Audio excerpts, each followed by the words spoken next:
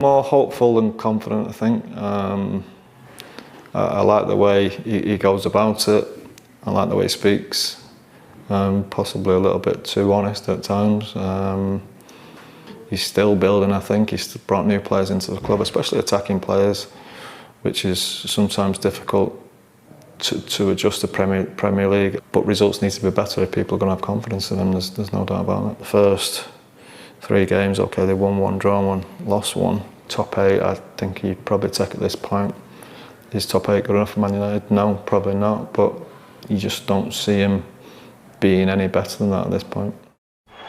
Well, Scholes, who was talking ahead of launching a new podcast with former teammate Nicky Butt, scored 7 times in the derby, including a dramatic 93rd minute winner in 2010.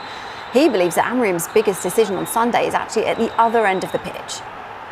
I haven't really seen much of the new lad, and obviously Anana's gone off to Turkey. I think he's gone, so it'd be interesting to see what happens Sunday with the derby. Of course, does the new lad come on, or does he stick with the lad who's played the last few games?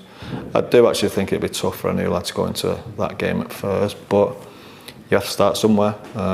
He needs confidence given to him straight away, and he's coming into a team that do concede chances, so it's going to be difficult for him. But again, it's a platform for him to show how good he is. OK, we're going to get into the goalkeeper chat now because, well, we've got the perfect guest for it. OK, Andre Onana, he's in Turkey. He's been pictured with a shirt as well, finalising his move to Trabzonspor. United right to cut their losses there?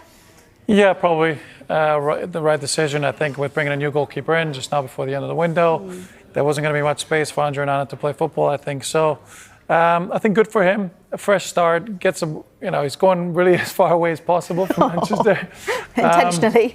Yeah, maybe intentionally. I think it's going to be good for him just to kind of focus on his work, focus on his games and get his confidence back, and then reassess the situation next year. Yeah, you mentioned the new signing, so Senna Lamens, but Altay Bayındır already in the mix as well. Who should be United's number 1? Who do you think it should be?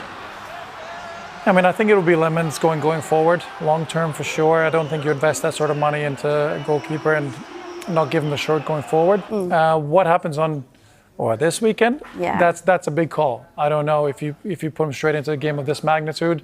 I think Bayındır, by all accounts, has done all right so far in the first 3 games. A little bit more comfortable with obviously what the manager will want and expect from him, and a little bit more comfortable as well with his teammates and the players in front of him. I think those relationships are very important. So it's a big call for the manager, and I'll be interested to see what happens. Well, on the flip side with City, in terms of Gianluigi Donnarumma, I guess we'd be expecting him to start. You'd expect so, yeah. I think that's exactly the other end, as you rightly say. I think to bring in arguably the best goalkeeper in the world is an incredible piece. Is he the best for you? He's up there. Up there with who? Yeah, I think if you look at Gigi, Thibaut Courtois, Alisson, Oblak, Mike Maignan, so those are some incredible goalkeepers. People can make their own opinions on who's the best, but I've worked with him. I know his mentality. I know he'll be ready to go. I think he'll be excited. I think it's worked out well for him. He's had a couple games with the national team, so he's had a bit of match practice after a long summer, and I think he'll be ready to go. And one I think you would imagine to push straight into the team this weekend. Yeah. Tell us a bit more about him then, his mentality and what he's like. Super competitive, super driven. Show me a footballer who isn't. Well, yeah, that's good. I mean, whether it's the paddle court, whether it's strictly, Jimmy, I'm looking at you. Yeah. What else? Really, massive hunger to win. And I think for someone, when I worked with him, as young as he was, I think that was really impressive, obviously. Now well established in the game, and somebody who plays the game at a really high level. I mean, his shot stopping, his command of his area. I think just his presence alone. He's a big guy. Yeah. Big presence. I think he's going to have a big impact at Man City. Is he taller than you? We're about the same. I had to put heels on today. Bigger. 6'6" over here. There you go. Yeah, he has got that presence, hasn't he? I mean, as do all goalkeepers though. But in terms of being a fit for Pep's team, do you think that will work out well? I think it will. Of course, there's going to be a bit of time adjusting to any style of play, any demands from managers we mentioned before in other cases. So I think he's got a bit of learning to do. bit of information to take on, and it's going to happen over time.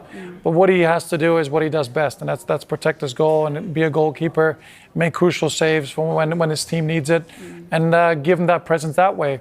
What happens on the ball in possession, I think that's going to take a bit of time. Again, building those relationships with his teammates, what's expected of him from the manager, it's going to take a bit of time, but I think he'll grasp that and take it in his stride. In terms of your debut for a club, and a club like Manchester City as well, how does it feel? Like, what's the pressure like when you want to obviously make such a good impact, don't you, on the first game? Yeah, the spotlight's going to be him. Massive pressure. Man City every game they play is a big game. Obviously, the expectations to win every game, but he's used to that. Yeah. Having been at AC Milan, having been at PSG, obviously playing for Italy, he's used to big games, big pressure games, big moments, big expectations of him. He's been the sort of golden child in many different ways over the last few years, and all of Italy watching him. So he'll be ready to go. I think he'll be looking forward to this challenge. I think he's picked the Premier League for a reason, wants to experience something else in his career, and I think he's picked a great club to do that. So really looking forward to seeing him play in England, and I think he'll do great. Yeah. Now, in terms of the clubs, United a point above City in the table, who lost their last two before the international break. So who do you think is under pressure here?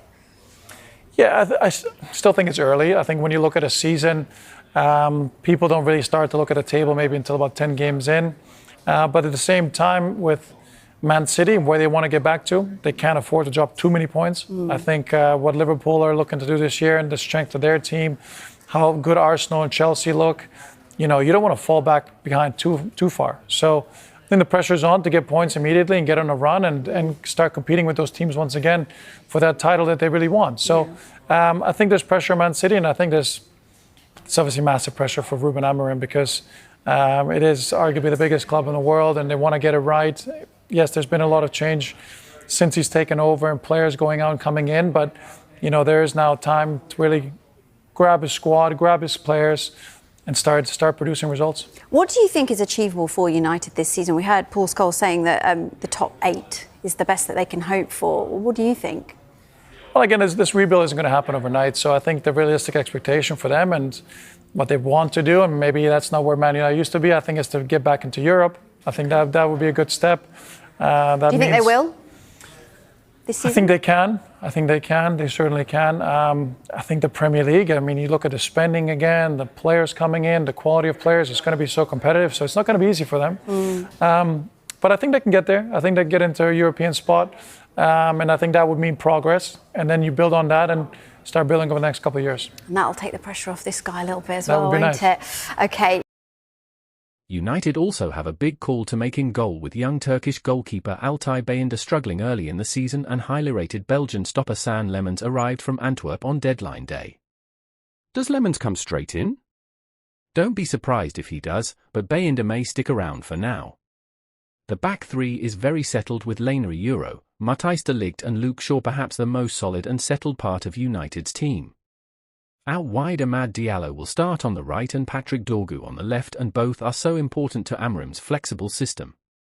Despite a long trip back to Brazil for World Cup qualifiers, Casemiro will start in holding midfield, while we could see either Kobbie Mainoo or Manuel Ugarte start alongside him in a more defensive approach as United look to overpower City in midfield like Brighton and Spurs have done recently. If Matheus Cunha is out injured, Bruno Fernandes could be pushed further forward to play alongside Brian Bumo and support the number 9. Who will start up top in that role? If available, Mason Mount could be preferred as a false 9 as Benjamin Sesko is still getting up to speed with the Premier League. It seems like Gianluigi Donnarumma will come straight in for his debut in goal, but if James Trafford starts, don't be surprised. In defence, it's the flip of a coin between Matheus Nunes and Rico Lewis at right back, and the former will probably get the nod.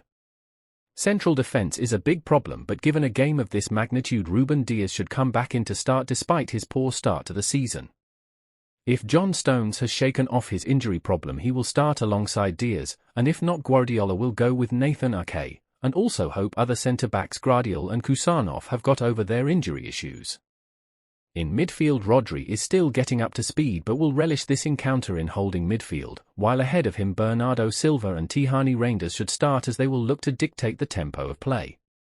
Out wide, Oscar Bob has been really bright early in the season and should start on the right with Foden and Savigno struggling with knocks.